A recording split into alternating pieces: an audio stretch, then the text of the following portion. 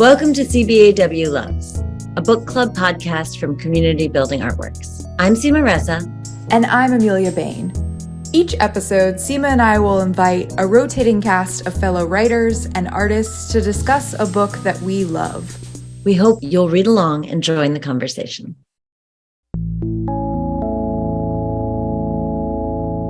You're listening to part 2 of our series on the book Who is Wellness For? This discussion episode features Tarfia Faizullah, Nisha Gupta, and Raychelle Heath.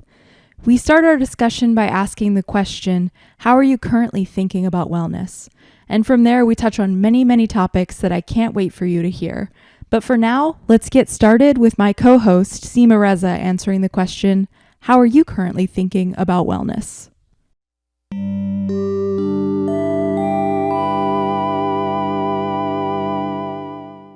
Wellness is a word that I have had like a really mixed relationship with. You know, there's like all of this stuff that I do that's within wellness, but it has felt really like, I don't know, I felt embarrassed by it. I think in a lot of ways as it's become sort of ubiquitous and used for things that are not necessarily healthy. I've been thinking like as a survivor of, I guess, Earth, about how like everything that I choose to do outside of like the stuff I have to do should be therapeutic. Like even eating junk food sometimes is the therapeutic thing to do. It's Cheetos are my right? Like this is the thing. And so that's been this sort of evolving thing that I have between punishing myself for not being healthy and also like reminding myself that I can make some choices that are for a goodness that isn't necessarily like what's traditionally healthy. Hi, I'm Nisha. I am a psychology professor, a clinical psychologist. So I was trained as a therapist in the West. And so, you know, I enjoyed this book because when I think about wellness, I'm undergoing currently a radical shift in my understanding of wellness from the perspective of being a psychotherapist.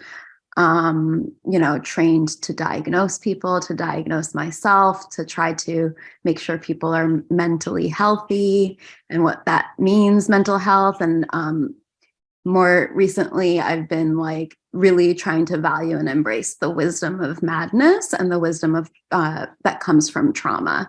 And so that might, you know, the Eastern approaches to wellness or psychology, you know, Indian psychology really appeals to me. So the book was awesome to read in light of that.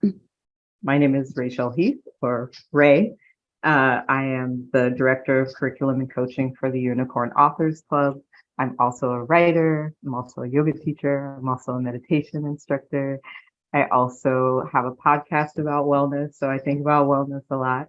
And I think about wellness specifically through the lens of how marginalized people are removed from the wellness space. And my podcast is called Black Women in Wellness. And the whole point was to shine a light on Black women wellness workers. And there's so much traditional indigenous knowledge around wellness that has been co-opted and turned into commodities. And the people who those things were stolen from have been removed from the conversation and are not represented at all. And I think that Black women are a huge part of that. So I really enjoyed this book. It also caused me to kind of examine some of the lineages of study of wellness that I am a part of. And I've been actively trying to dismantle those, but we live in these systems, so it's hard. So wellness is a big part of my life. I do a lot of work with clients and students to help them try and dismantle their ideas about wellness so that they can come to their own conclusions and paths. And I'm really excited to just get into this conversation. I'm Tarfia. I'm a writer. I write poetry, and I'm kind of like I'm like a really big geek. And so I think that part of my relationship to wellness is also part of my relationship to solitude and being an introvert, who's like oftentimes more comfortable with like books than I am around people, or it's sort of like figuring out those juxtapositions, I guess. I'd love to talk about like maybe how the book has impacted your thinking about these topics, or just like what happened to you as you were reading the book? I know I like at the beginning felt like I felt uncomfortable because like there were things that I was invested in while also like setting myself apart from, which I think Raychelle, like, you know, like we're trying to dismantle, we're trying to be apart, but also like, oh shit, oh, I'm doing this mindful app, you know, or whatever the thing is. Yeah, I also, it took me a moment to be able to kind of shut off that voice of what I expected a book about wellness to be, and to really be able to receive what was being presented. The story was so personal, and so many of the wellness books that I've read through, the personal is taken out of it. You know, even those that are trying to like dismantle what wellness is. It's like, we're just going to tell you what our method is, as opposed to like really making the story a part of the conversation.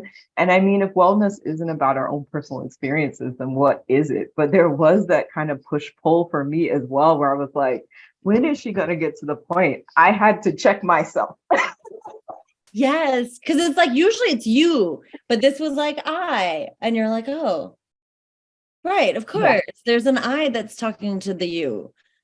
Yeah, I had a very different experience, I'm sure, but like I would similarly call it discomfort at the beginning, right? Like there was a lot of even things that I have found helpful where it was like, okay, well, it helped me, but I need to think about it in a greater context.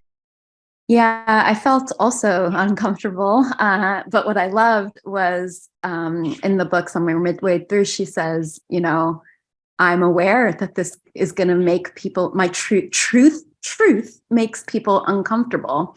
And I've just found it to, you know, I'm usually the person like walking through the world afraid of making everyone uncomfortable with like depths of truth. And to then experience myself being uncomfortable by somebody else's stuff, this was like a relief that just put me in like humanity, right? We're all, you know, this is just what truth does. And the truthier you get with truth, the more uncomfortable it is. But I've always felt like sanity rests on truth. And so like, bravo to this book for being one of the most sane books I've ever read. I guess I was sort of, you know, I'm friendly with Fariha. You know, it's, I think like as someone who cares about her personally, it was very painful to read about her experiences in a whole other kind of way. And then also sometimes to identify with those experiences was also painful. And not all of them, but I think, you know, she's the vacillation that's happening between her personal experience and where she is directing her attention and, you know, for lack of a better word, her flashlight. Like, I just think this book is very fascinating in that way. And like, you're sort of like watching almost, it feels very interactive, strangely, like you're sort of like experiencing in real time someone like struggling to name both internal and individual experience and external experience at the same time, with a lot of research. Like, she's like clearly read so much in order to write this book. So yeah, there was such clarity of like logic and thought, like to Nisha's point, right? Like, it's such a sane book in this way. There's like all these things are being valued equally, right? And one of the things that came up for me is I'm a woman who's been doing yoga for probably like 25 years, right? Like, and pretty seriously over the past decade, like it's been a part of my process. And I have also felt like eye roll about yoga culture, and like, you know, I stay in the four corners of my mat to like to a very unfriendly degree.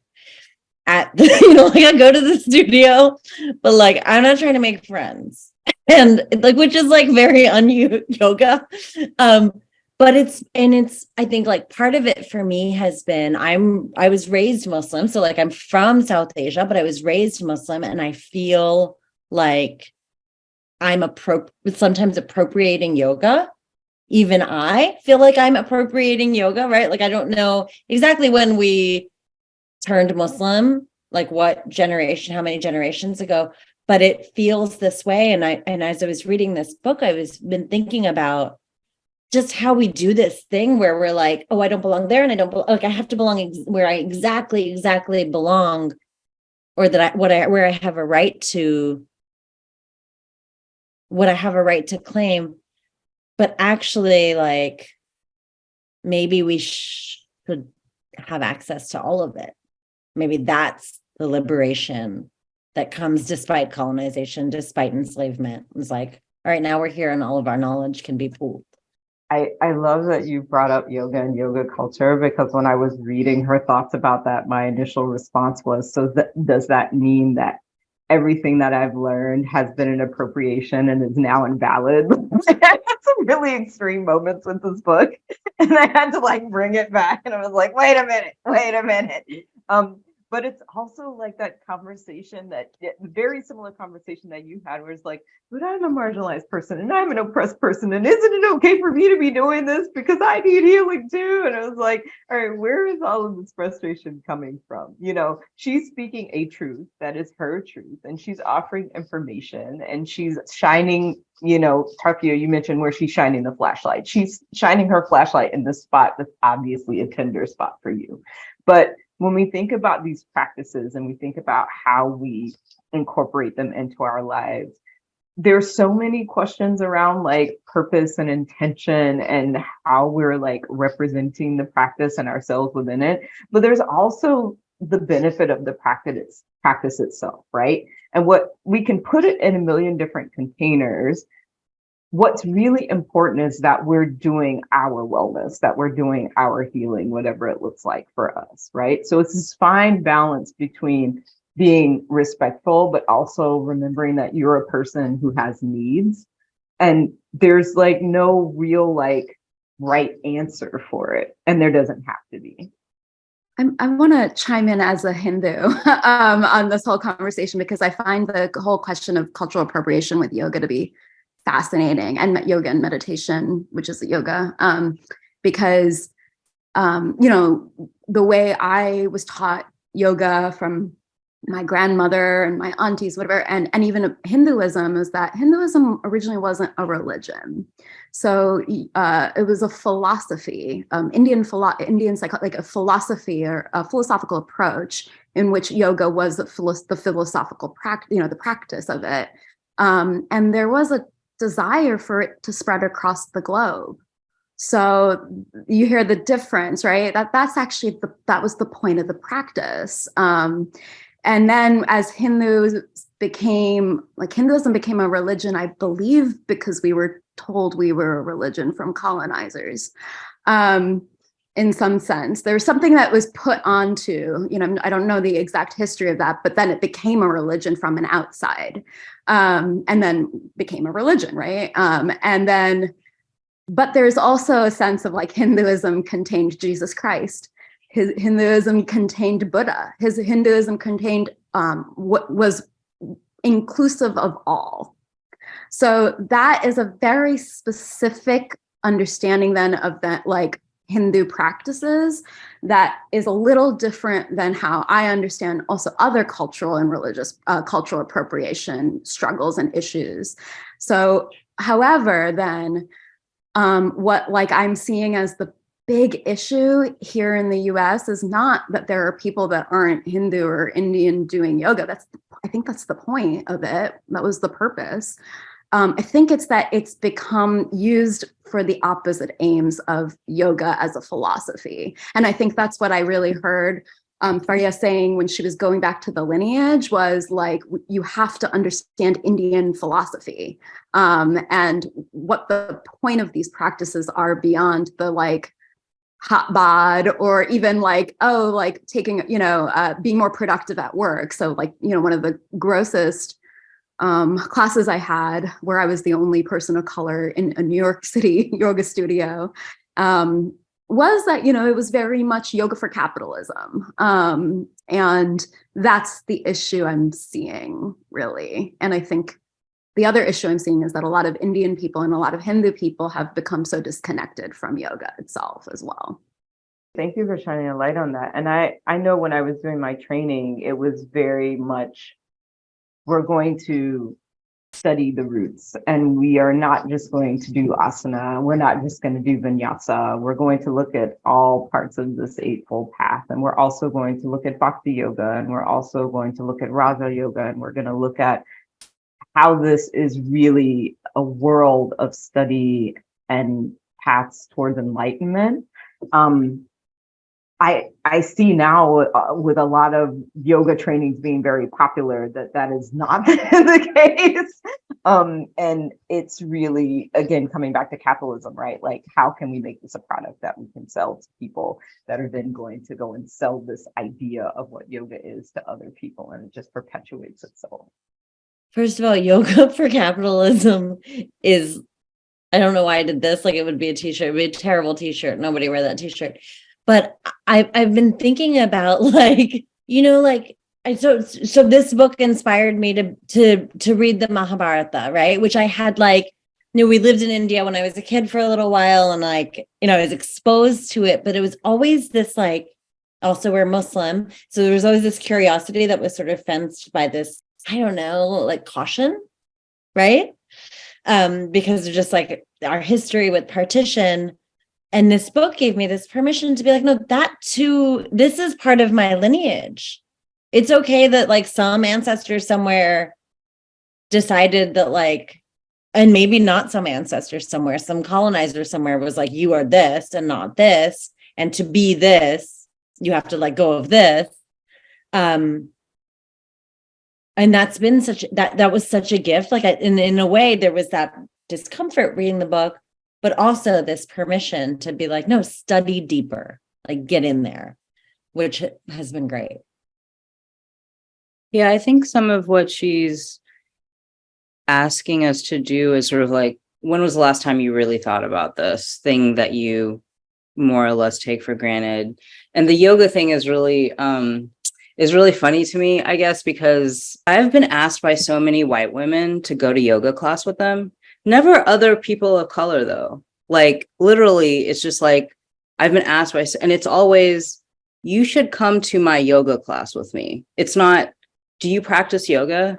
It's, you should come to my yoga class with me, specifically, over and over again. And I think it's really interesting to sort of look the part, which is another kind of, like, because I'm a brown woman, so I look the part of somebody who has a relationship to yoga, but I don't really have a relationship to yoga. I have a shoulder disability that keeps me from being able to do a lot of yoga.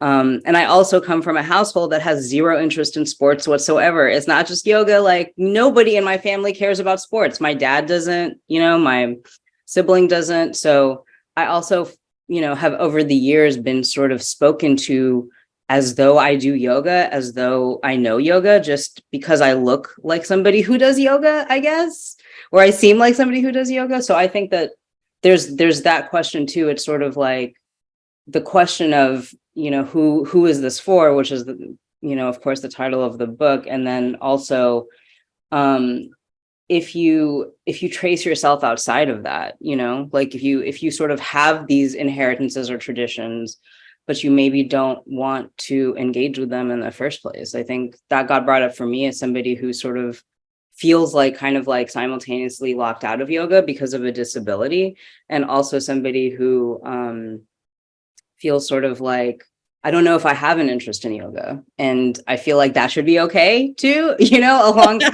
you know what I mean? Like, I should get to like I like lifting weights. That's my wellness, which is a little, I do stretch, but I don't think of stretching as yoga. I take yoga seriously as a very vast realm of thinking and experience.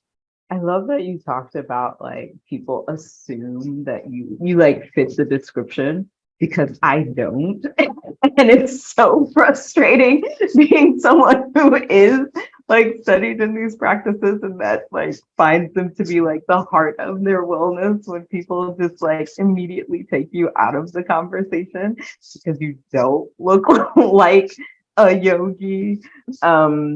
And I think that was a big part of why I wanted to start having conversations with Black women who are wellness practitioners, because we have this like profile of what someone who practices wellness is supposed to look like. And when we think about yoga, we're either thinking about the bindi white girl or we're thinking about the bindi brown woman, and we're assuming that the brown woman is bindi. And it's so much bigger than that. And then on top of that, if there is a person of African descent that practices these things, it's, well, do you bring in drums?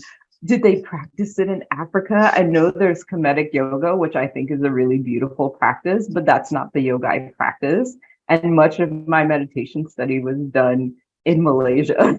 So I'm like, I don't have those kinds of connections and those kinds of assumptions. Just make me very frustrated. There is too like this freedom of this moment, like, okay, so all this bad shit came out of capitalism and colonization, but also like, can we also make it that we're free to choose whatever we want? We can do the things that resonate with us. Yeah, one thing that I'm thinking also is like yoga has become so narrow in the West. People think yoga is just the yoga. Like, I don't do yoga classes to Tarfia. Like, I have a back injury. I cannot do, like, the only yoga I've ever enjoyed was on Zoom with my aunties, because it's not the same as what they make me do in class. Otherwise, I'm a kickboxer recently, and I'm enjoying that, but not this Western version of yoga. However, sitting meditation is also yoga. Painting is yoga. Love and sex are yoga. Sex is yoga. I mean, if done with as yoga. So I think, we just think of this one like physical exercise. That's one type of yoga. Across, like, I think there are 4 specific in Hinduism types of yoga. Also, washing dishes is yoga. Like, Hindus put a lot of emphasis on service and work, like daily work as a yoga practice. So I think, if we just go, again, it's like all going back to the roots, right? Learning the roots of this is, I think people would start to understand like what the point of yoga in like the physical way is, which is mind, body, spirit union. And any practice that can bring that, like sex, I'm publishing a book chapter called Finding God in the Bedroom. So I'm plugging that here in this book club. Look it. Well, and her conversation about sex was one of the parts of the books that just like jumped out at me a lot, because I mean, this is not the fun stuff, but when she was talking about sexualization, it just really triggered something for me for how little Black girls are sexualized and how they're not allowed to have that space of like blossoming. I think there was like one space where she talked about adolescence and how that was a construction of society, that it's not a real thing that exists. We're humans from birth to death, and we go through different cycles. We put these labels on them in order to be able to do so many things, but it really is a control mechanism, right? So what if we didn't put these labels and we didn't sexualize our children? What does that look like as far as like their freedom and their evolution and their wellness is concerned as they mature into like different cycles of life? And I'm not sure where I was going to go with that tangent, but you brought up sex, and I was like, that part of the book was really cool. Yeah. And like the other side, and this is The Birth of Pleasure, is a book that Amelia recommended to me a billion years ago, where she writes about like, so there's the sexualization of children, and then there's the tamping of the natural sexualization of human beings. And it's this sort of external decision for what's appropriate based on like what they want from you. That makes it really, really hard to figure out what you want from yourself in a moment. Well, and that the freedom to be able to explore sexually is incredibly racialized in my experience. I certainly did not have that freedom growing up because there were so many different things put upon what it meant to be a young Black female presenting person that I wasn't out doing a lot of the experimentation that my white counterparts were doing because it wasn't safe, because the stakes were much higher for someone in my body to do those things. So what does it look like when we allow that freedom to happen across the board, not just for people who are white presenting? What would it be like to not be afraid of it? You know, like even as a parent. And there's so much fear tied up in sexuality because of the consequences. Yeah, I'm thinking about just like our bodies not being our own, and then of course that being incredibly racialized and also gendered. And I think I also think that's partly why things like yoga have been so important for everyone, not just South Asians, because I actually do find yoga to be one of the most important interventions for sexual trauma healing.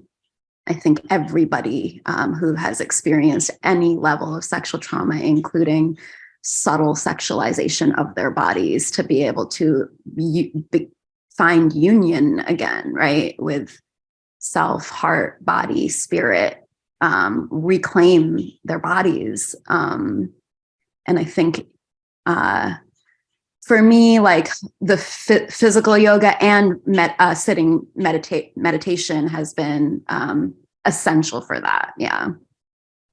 I would love to talk a little bit about meditation if you're up for it. This is something that's fairly new to me, Raychelle. I've been like sort of like seeking around it for a little bit. And a friend of mine gave me a class that I've been taking very slowly. Like, so they send me the recording and it's like every few weeks I'll take this class.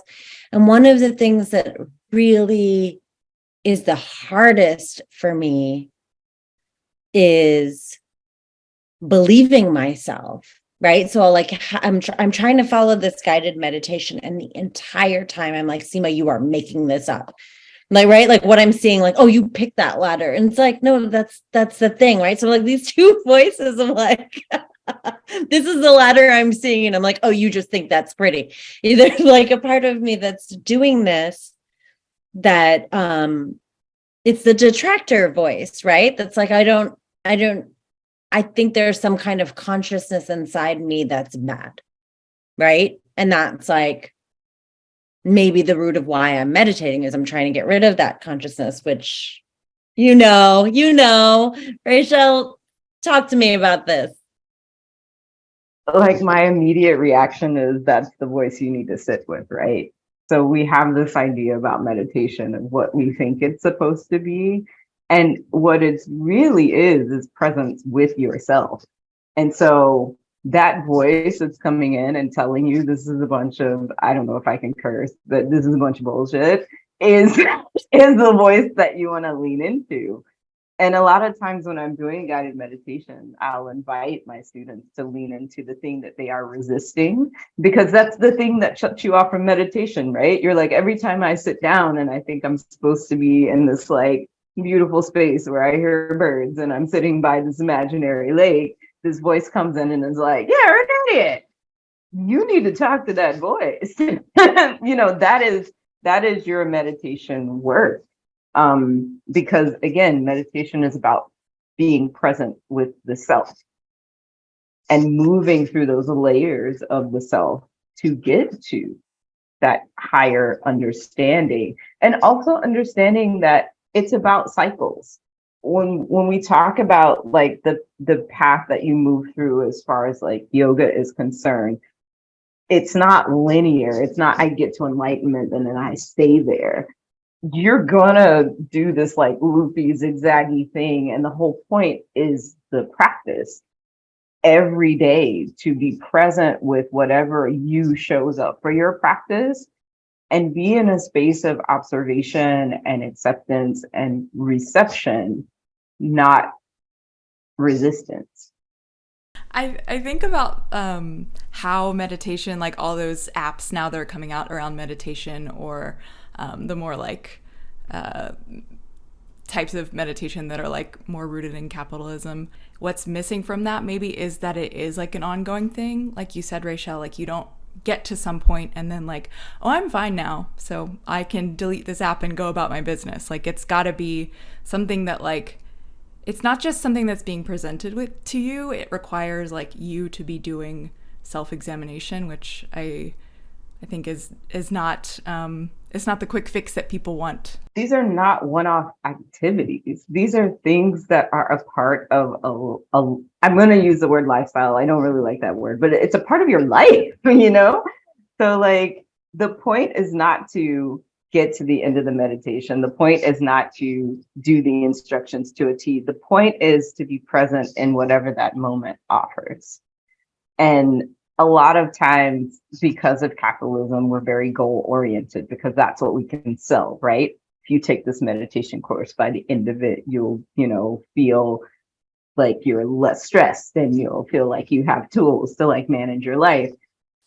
And you might feel that way while you're in the class, and then you may finish the class and then everything comes crashing down again. And you're like, oh my God, I need to take that class again, right? So, it's worked when really sit with the mess.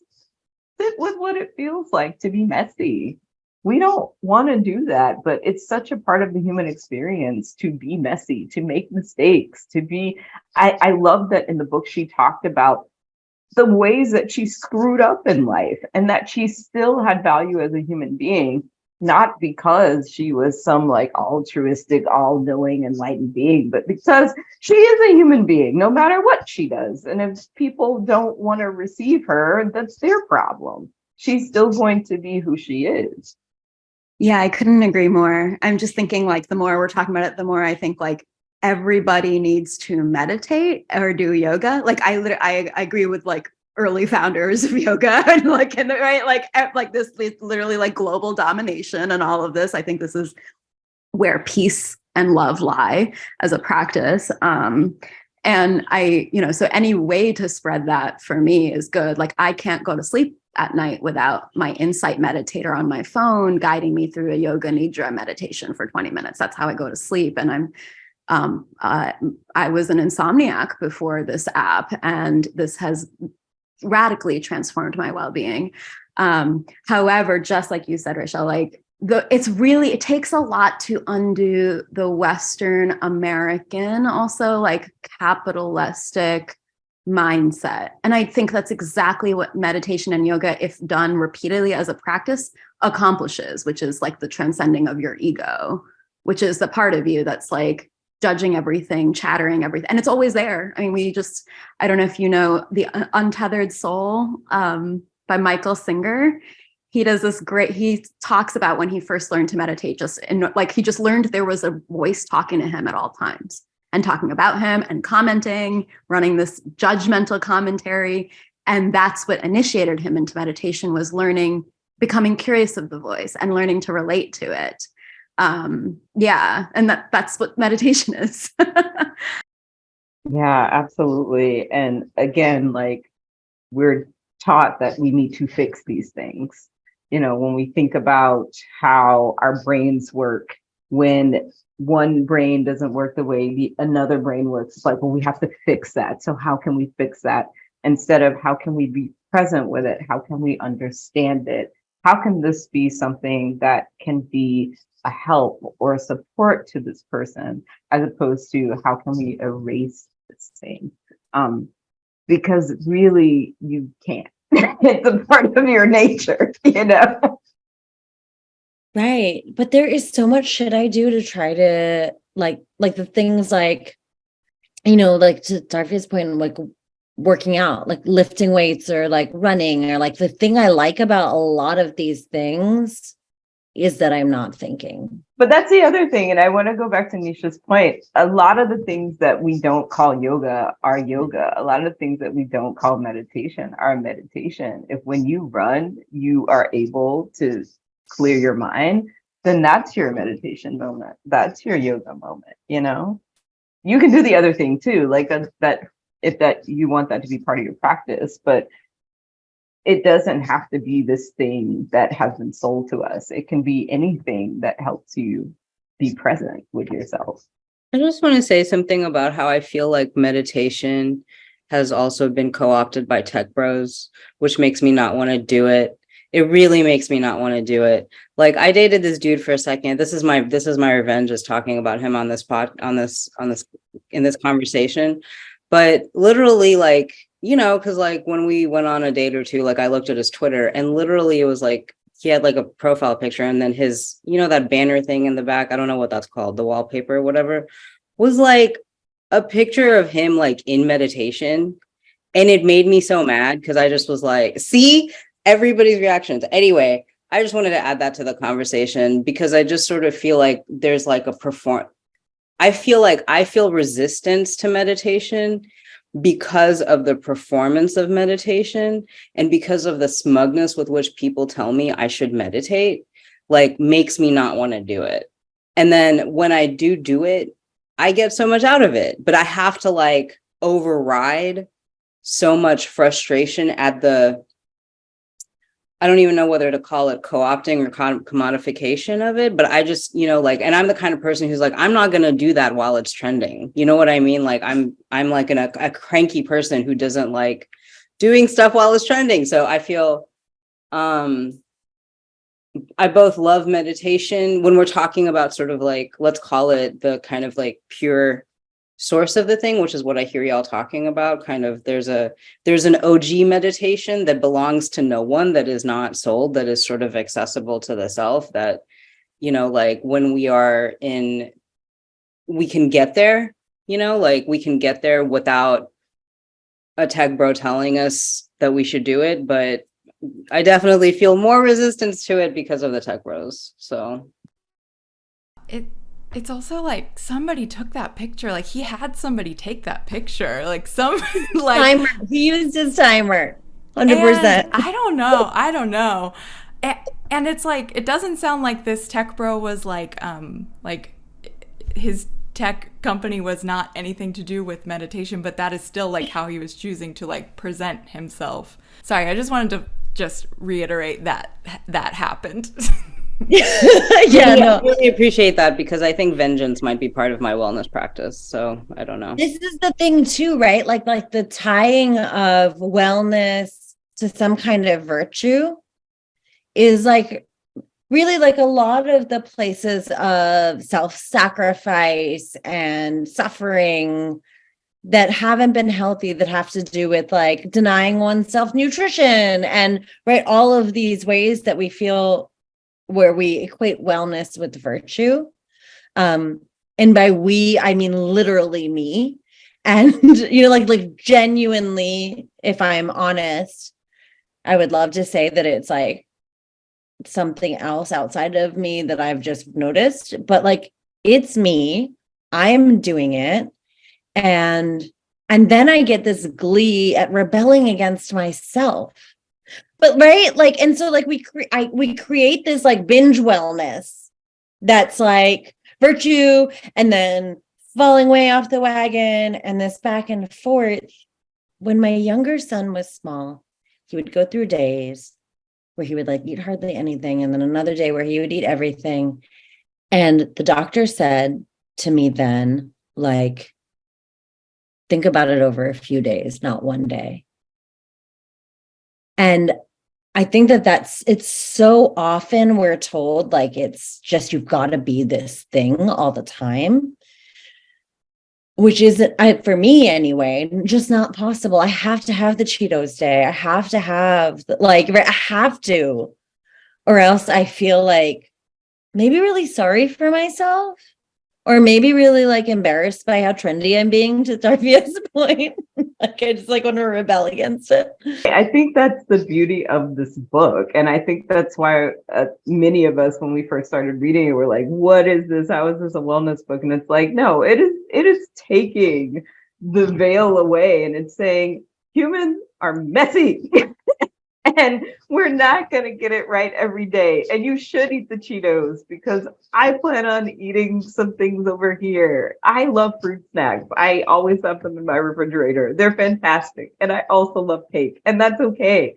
What I think is beautiful about real wellness is that it acknowledges our humanity, that our humanity is a part of the conversation, and that when we're really practicing wellness and healing, we're not just sitting down with the parts of ourselves that we think have the most virtue. We're also in conversation with the parts of ourselves that are hurting, that are dark, that make us feel uncomfortable because they have value as well. And when we get to a space of balance, it's not when those parts go away. It's when we're able to sit down with them without fear. It's when we're able to sit down with them without feeling like we need to erase them, that we need to shove them into a corner, and bring everybody into a huddle and see the value of all of the facets of our humanity, as opposed to this kind of, virtuous thing that we think is going to just block out all of the darkness, right?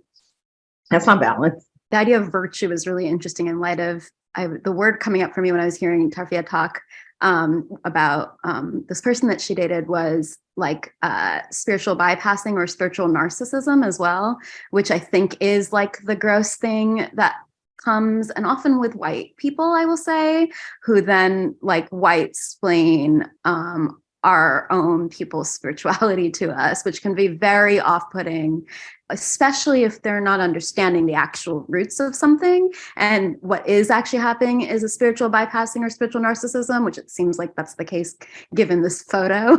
But it's everywhere. I see it everywhere in yoga culture, everywhere. But I also, in Faria's book, really, one of the things that I valued most was her going back to the idea of like the original intention of yoga is ethics. It's being a good person, but there is a pretending to, seeming like a good person or talking yourself up as a good person. And then there really is being a good person. To me, what that means is unflinching ability to observe your own humanity and to know your shadow and your all of your parts and see it. And that to me is like part of why I keep thinking like meditation needs to be done by everybody, because it is a vehicle to that literal level of self-awareness without which people project their shit or do this or try to like put other people down by bringing themselves up. And like, if you can watch all of that happen, and then just meditate and sit with it, you're way less likely to act it out. So I think it is the route to being an ethical person, but that's not the same as virtue signaling. You know what I'm saying? Yeah, she makes a distinction that I really love between being better and being whole in the book. And I really responded to that because of what being whole looks like versus what being better looks like. And they can certainly share a Venn diagram type space, but it's, I think acknowledging the parts of me that do feel hurt and sadness and anger, and then, as a result, sometimes end up hurting myself or other people as a result of it. I mean, there's always just, I just think that progress and healthiness includes regression, like it has to. Those kind of like just the disruption of regression is actually a very powerful healing tool in a way. It's not a linear path at all. And I really appreciate how she draws that aspect of wellness out, because I also feel very suspicious of a culture that is sort of like good vibes only, live, laugh, love. Like, but I'm always the person in the corner kind of rolling my eyes at that kind of copy, in part because I think for me, wellness has been this like rigorous, really almost kind of like bloody, just like almost violent, kind of like passage. Like I really had to fight for it, because I think depending on how deeply entrenched you are in your shadow, or how much your shadow is taking over, like, I mean, I think you have to, it is kind of like fighting your way through the woods. I like that you described your wellness journey as like a bloody passage, because it's like, that's the thing, right? It looks very sunny and full of dream catchers on Instagram. But like the experience of like trying to get well, I mean, I don't even know if it's to get well, it's like get less bad or like get yeah, like just trying to move through to the next level of yourself, right? Which is really what it is. It's not an external measure. It's like, what is the next level of me based on where I am today, where I was yesterday? And to your point, right? Like with the regression, it might be that the next level requires me going through yesterday to tomorrow. And I really loved that you said that, because I think that's what makes people give up, is like they're like surprised by how messy and bloody and painful and uncomfortable and like full of failure the process is. Yeah. And I'm thinking also like part of the issue with like Western wellness culture stuff, in Raychelle's point about like, oh, this is the goal, I'm going to do yoga for it. Like, I think it's good to like do yoga and meditation, whatever. But at the end of the day, like the ways I've evolved have come from like nervous breakdowns I've had that I did not will upon myself, that literally happened in the trenches of my trauma, that I like, you know what I'm saying? Like I did not, I find, you know, I couldn't connect to this book emotionally, but I knew 5 years ago I would have been bawling. And part of like what happened in the last 5 years is like, I had a spiritual emergency that like the West would call a manic episode, which is becoming my next research project. I just choose myself as a social experiment as a psychologist.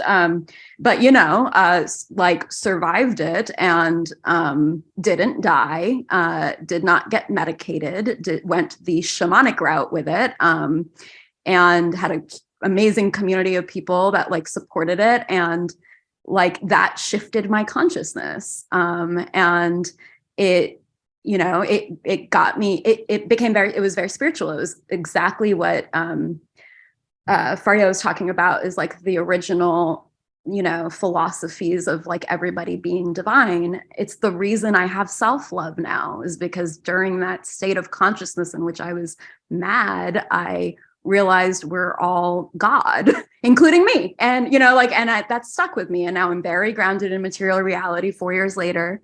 And I teach this stuff and like, you know, I did not do anything except for have insane amounts of trauma after calling off my engagement and dealing with like infantile attachment stuff coming up to initiate me into that. That was not me like meditating or going to therapy once a week or whatever. That was like some dark night of the soul that I was initiated into, and that I had a loving community to support me with without, honoring the wisdom of what was happening, you know? And it was bloody, but it was also like absolutely divine. Well, and isn't that what wellness is for, right? Like wellness isn't this place where you maintain an immaculate space. Like wellness is the tool that comes in and helps you to manage when the space is crumbling. I remember I did this silent meditation retreat, and it was in this beautiful temple. And, you know, I got to work with a guru, and we were chanting, and we were having all of this like amazing, like meditative, like revelation space time. And when I got ready to leave, my guru said to me, your real work happens when you leave this temple, right? So this idea that, you know, it's all like the temple space. I mean, unless you're planning on taking orders, and even that's complicated. Like the real work happens when you get into reality, and there are people who are not on a path to practice, and there are real like confrontations that are going to happen when you have this vision for who you want yourself to be in a world that does not care. And it is ugly, you know? And this broad brush that we paint, that wellness is this flowery space, is part of the reason why it is failing people. This thing you said, in a world that does not care, it's like, this dude with the photo is really like a trending topic, but like this is the thing, right? It's like, what does it mean in a world where we are really, like, maybe more than any other world ever, trying to be watched at all moments, but actually doesn't care about our wellness, actually doesn't care about our healing, and maybe is not served by it, right? Like, consumerism is really runs on our hunger. It runs on our, like, not feeling like enough. I'm going to buy the tonic and the water and the dress and the shoes and, right? Like, but only if I'm hungry. So, like, the whole thing is designed to keep me hungry. And so it's this, like, really radical thing to decide to be quietly, messily getting well. I would argue, though, that it's also incredibly radical to be visibly present and trying to be well. And I know we're talking about the guy in the photograph as virtue signaling, but I also know how powerful it has been for me to see people who look like me represented in this space. And I've been that person. I'm like, some Black lady who's, over 40 with bad hips is gonna see me doing my best to sit in meditation and think, well, she can do it, I can do it, right? And so I think that there's no one way to really kind of do this wellness thing. It really depends on your intention behind your journey. Maybe your intention and your need is to be quietly, messily well, and that's okay. And then maybe there's someone like me who's like, I want to be as visible as possible because I want people to see that it's possible for them. Yeah, that's so interesting. Is what came up for me as you were saying that is, like, sometimes I feel like wellness in particular is like a place where I can be allowed to be selfish. Like, it does not about anybody fucking else, right? It's not like, right? Like, I do plenty to serve the world, and like, this will not be that. That's like what came up, but you're absolutely right, because it is. It's like somebody gives me a little nudge or a reminder, somebody that I respect and admire and relate to. This book, right? Like, gave me this opportunity. It gave me this nudge to be like, no, go deeper into yoga. Don't be like, oh no, that they've co-opted it. It's trendy. It's annoying to me. I don't want the beads. But this book did make me feel like, okay, there's, like, like she did, and give me this invitation to, like, no, go deeper into it, own it, be part of it. I think that, it's interestingly, like, part of what I was realizing about the feeling of dissonance with the book, but an understanding of, like, spiritual emergency Nisha really, like, feeling saved by this book. And then, like, where I'm at right now is, like, I think coming from what happened to my consciousness was that I'm seeing love in more places than I saw it before. And whereas I was more hopeless before and seeing only the evils of the world and the oppression of the world, now I think it came from, like, seeing everybody as a part of the divine, was having, like, much more faith in the loving parts of humanity, and how that's shifted my activism has become, like, community organizing in my classrooms, like with my students and my colleagues and whatever. And I can do this because, like, I was, like, I think, like, saved by the love of a community. Like, I received, I would say, like, 25 people's love during one of the worst times of my life that held me through something. And that was like, oh my God, like, more like, and such a unique kind of love. And I was like, oh, this is real and it saves people. And I want to be a part of this and keep nurturing it and finding it where it exists. And it really has come into, like I think, like, my activism has just gotten so love-based. I do basically, like, queer racial justice work in rural Georgia. And literally, like, with my students, we just community organize in the classrooms. That's what we're doing. they're so amazing. And it's majority students of color in the classroom at the undergrad level. Half of them are queer, but grew up in the Baptist church. And I don't know, I'm just seeing love everywhere. And so I think that's what's also really interesting. Yeah, I don't know. I just want to kind of share that. And I wouldn't have seen it without a really traumatic and mad experience. I appreciate thinking about this book as a kind of litmus test or metric about where one is in space and time, because I mean, I think this goes back to that moment that really affected me, which is making a distinction between what is to be better and what it is to be whole, and how, you know, with the dude in the photograph, which is, you know, it's kind of like such a both and situation where this is also somebody who I care about, even though I felt, you know, sort of like judgmental of him because I also felt rejected by him, right? So there's like a whole kind of like process that's happening that is sort of like is going to inevitably get reduced to like some soundbite of like, you know, like Tarfia doesn't think that, you know, pictures of people meditating are cool, or I don't know, you know, it's going to get reduced to that. Like, it's going to get reduced no matter what I say or do. Right.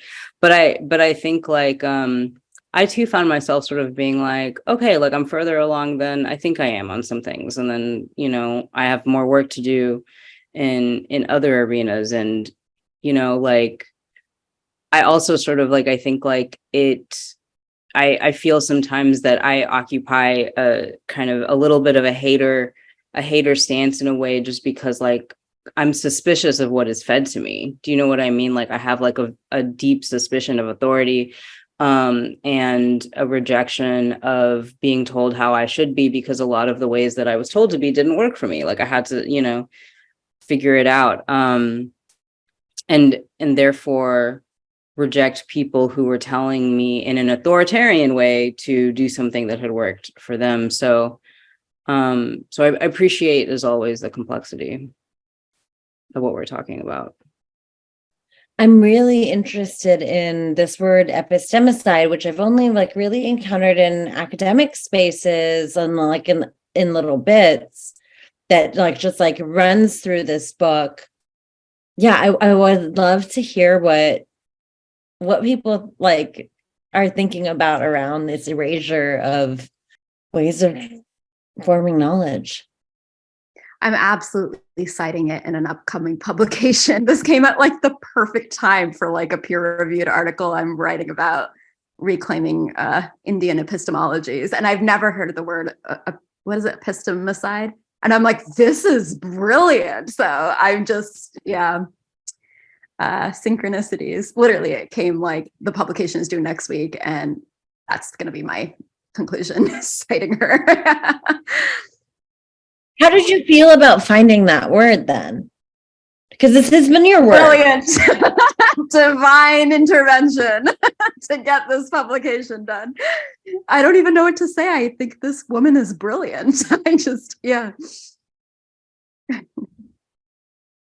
I love having a word. It took me a minute for the word to land, but it's interesting. In a lot of the conversations I've had with wellness women on my podcast, we always talk about, where did you get your first experience of wellness?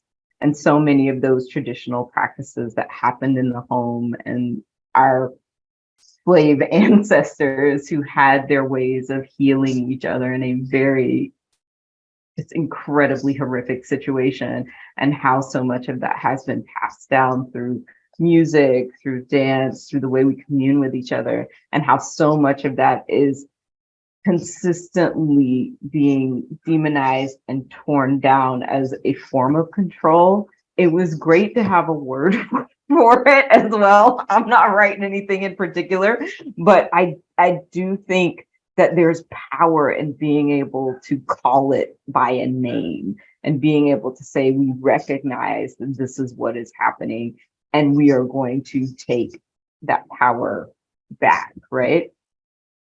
It's like become one of the most important things to me. If I just think about, you know, this idea of say it again, epistemicide. Epistemicide, I think. Epistemicide. Only ever read it. This sort of like really sort of violence of this dominant way of thinking of everything has to be reproducible externally in order for it to be true. And in order for it to be worthy. But then, like, truthfully, placebos are so useful, right? That's reproducible. It's just not like very saleable.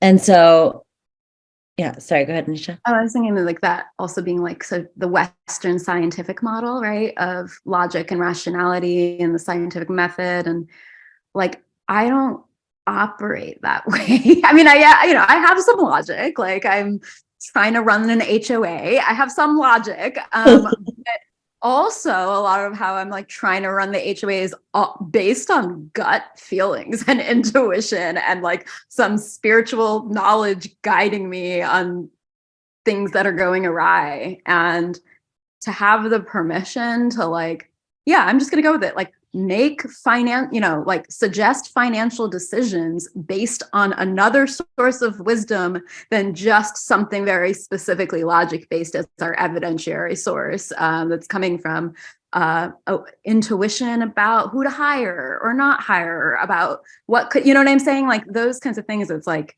really, I think exactly what we were talking about at the last book club. This other kind of wisdom that is really respected and revered and harnessed in the East, in India and South Asia, and completely devalued here, you know? And it's just giving me permission to be like, that way of knowing is valid. That's a valid way of making my life decisions. It's a valid way of publishing scholarship in academia. And I don't have to feel bad or stupid or inferior for having the mind I have, you know? I've been thinking especially about like how exciting it is to live in a moment where we can contribute to a lineage of thought, because I don't think the old ways, I'm not trying to get back to the old ways. Let me tell you something. The old ways, people's teeth fell out, like things were not good. Things, right? Like there was like, it was hard, the old ways. But I think that there is that the thing about epistemicide, the thing about ancient epistemologies is that we can apply them just as the tools of science get more precise, and so we can learn more about atoms. We can apply these old tools to current moments and create a new set of knowledges, and not, like we're not going to be able to divide our cultures away from each other. And I don't want to. Like I want to know about, like what people on the African continent have been learning and doing and evolving. And I want to be able to participate in that in some way. And I want to have access to all of these ways of knowing. And it feels like this question of who is wellness for in this book is like saying like, yeah, do it, but learn, like do the work to know the history of the thing, and you'll get more from it if you do. Thanks for listening to CBAW Loves. A huge thank you to Tarfia Faizullah, Nisha Gupta, and Raychelle Heath for being a part of this episode. We want to hear what you're thinking about wellness and what you thought about who was wellness for. So write to us at cbawloves@cbaw.org to share your thoughts. Next month, we'll be reading Why Fish Don't Exist by Lulu Miller.